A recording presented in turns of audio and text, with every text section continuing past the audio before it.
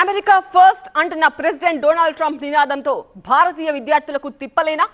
Trump నిర్ణయంతో భారతీయులు మూల్యం చెల్లించుకోవాల్సిందేనా? ఇదే ఇప్పుడు చర్చనీయాంశమైంది.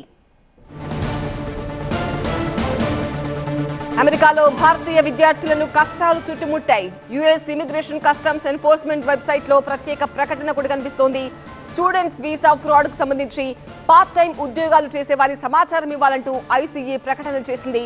ఆప్షనల్ ప్రాక్టికల్ ట్రైనింగ్ ఓపీటీలో ఉన్న విద్యార్థులకు పేరోల్ రన్ చేస్తున్న కన్సల్టెన్సీలపై ప్రత్యేక నిఘా పెట్టింది. కన్సల్టెన్సీలన్నీ కూడా ఆ అండర్లో పార్ట్ టైం ఉద్యోగాలు చేస్తున్న వారిని అరెస్ట్ చేసే అవకాశం కనిపిస్తోంది. భారతీయ విద్యార్థులపై ఫిర్యాదు చేస్తున్న కొందరు గ్రీన్ కార్డు హోల్డర్స్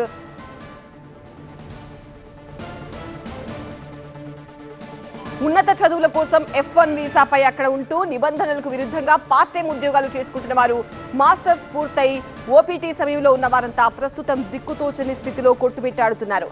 F1 వీసాపై వచ్చి పార్ట్ టైం ఉద్యోగం చేయడం అమెరికా చట్టాల ప్రకారం నేరమే అవుతుందని చెప్తున్నారు నిపుణులు. ఇలాంటి ఉద్యోగాలపై అక్కడి అధికారులు దృష్టి సారించారు. వీరిని గుర్తించేందుకు అధికారులు తనిఖీలు నిర్వహిస్తారన్న వార్తలతో పార్ట్ టైం ఫుల్ టైం ఉద్యోగాలు చేస్తున్న F1 వీసాదారుల్లో తీవ్ర ఆందోళన నెలకొంది. అక్కడి రెస్టారెంట్లు, సూపర్ మార్కెట్లు, పెట్రోల్ బంకుల్లో పనిచేసే వారే ఎక్కువ మంది తెలుగు వారు ఉన్నారు. వారిని వెనక్కి పంపిస్తుండటంతో కలవరం మొదలైంది.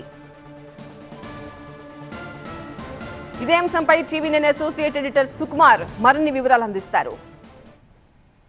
ట్రంప్ అన్నంత పని చేశాడు, మడమ తిప్పను మాట తప్పను అన్న రీతిలో ప్రస్తుతం అమెరికా మొత్తం అల్లకల్లోలను సృష్టిస్తున్న పరిస్థితి కనిపిస్తుంది. ఎందుకంటే ఒకవైపు ఇల్లీగల్ ఇమిగ్రెంట్స్ ఎవరైతే విదేశాల నుండి అక్కడికి వచ్చి అక్రమంగా అక్కడ ఉద్యోగాలు చేస్తున్న వాళ్ళ ఒక ఎత్తు అయితే, ముఖ్యంగా స్టూడెంట్స్ మీద కూడా తన ప్రతాపం చూపిస్తున్న పరిస్థితి మనకు చాలా క్లియర్గా కనిపిస్తుంది. ఫర్ ఎగ్జాంపుల్, మనకి స్టూడెంట్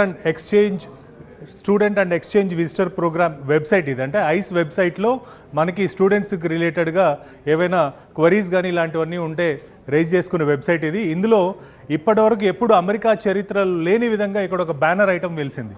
ఈ బ్యానర్ ఐటంలో if you are aware of student visa fraud or non immigrant students working unlawfully in US report it here. అంటే ఇప్పటి వరకు ఎవరైనా విద్యార్థులు అక్కడికి వెళ్ళిన తర్వాత వాళ్ళ ఆన్ క్యాంపస్ కాకుండా బయట పార్ట్ టైం ఉద్యోగాలు చేస్తుంటే కనుక దాన్ని రిపోర్ట్ చేయండి అని చెప్పి ఒక బ్యానర్ ఐటమ్ ఇక్కడ రావడం జరిగింది. ఇందులో ముఖ్యంగా మనం కనుక గమనిస్తే ఆల్మోస్ట్ అంటే అన్ని డీటెయిల్స్ టిప్ అంటారు. జనరల్గా immigration and customs enforcement ice అనే సంస్థ, గవర్నింగ్ సంస్థ ఇది. దీంట్లో టిప్ ఆఫ్ అంటారు. అంటే ఏదైనా ఒక ఇన్ఫర్మేషన్ ఇవ్వడం, గోప్యంగా వాళ్ళ వివరాలు పెట్టడం ఇవన్నీ కూడా జరుగుతుంటుంది. కాబట్టి అందులో ఇన్ఫర్మేషన్ కావచ్చు, సస్పెక్టెడ్ వైలేషన్, ఇందులో ఎస్పెషలీ స్టూడెంట్స్ రిలేటెడ్గా ఉన్న స్టూడెంట్ వైలేషన్స్ కావచ్చు, ఇంక్లూడింగ్ ఓపీటీ, ఎవరైతే అక్కడ ఆల్రెడీ విద్య కంప్లీట్ చేసిన తర్వాత కూడా అక్రమంగా ఏవైనా ఉద్యోగాలు చేస్తున్నారనే దాని మీద కూడా ఇక్కడ ఒక పాయింట్ చెప్పడం జరిగింది. అంటే దీన్ని బట్టి చూస్తే చాలా క్లియర్గా location of the criminal activity, ఎక్కడ ఏ లొకేషన్లో ఏం జరిగింది, వైలేటర్ ఇన్ఫర్మేషన్ ఏంటి, బిజినెస్లో చేస్తున్నాడా, ఇండివిజువల్గా చేస్తున్నాడా, బోత్.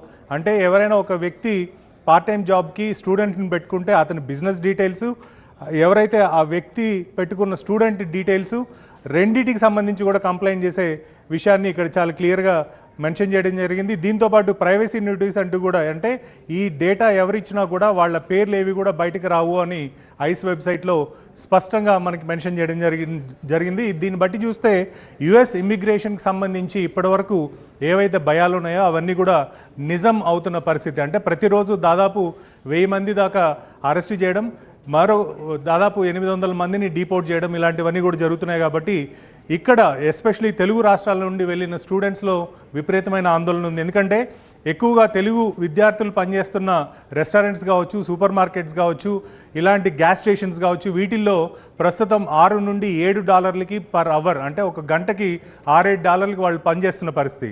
కానీ ఈ $6-7 పనిచేస్తున్న పరిస్థితి ఏదైతే ఉందో దీన్ని కాకుండా ఎప్పుడైతే ఇవన్నీ అయిపోతాయో లోకల్గా ఉన్న వాళ్ళకి దాదాపు $20 వరకు కూడా సంపాదించుకునే అవకాశం ఉంటుంది. కాబట్టి ఆ చుట్టుపక్కల ఉన్న ఎవరైతే సిటిజన్స్ కావచ్చు, లేకపోతే ఉద్యోగాలు లేకుండా ఉన్న వాళ్ళు కావచ్చు, వీళ్ళందరూ కూడా ఈ వెబ్సైట్కి వెళ్ళి తెలుగు వాళ్ళ మీద కంప్లైంట్ చేస్తున్న పరిస్థితి మనకి అమెరికా అంతటా కనిపిస్తుంది. ఎస్పెషలీ తెలుగు వాళ్ళు ఎక్కువగా ఎక్కడుంటారో, తెలుగు వాళ్ళు వ్యాపారాలు ఎక్కువైతే ఎక్కడ చేస్తున్నారో అలాంటి చోట్ల ఈ కంప్లైంట్స్ కూడా ఎక్కువ వస్తున్నట్టుగా మనకి క్లియర్గా తెలుస్తుంది.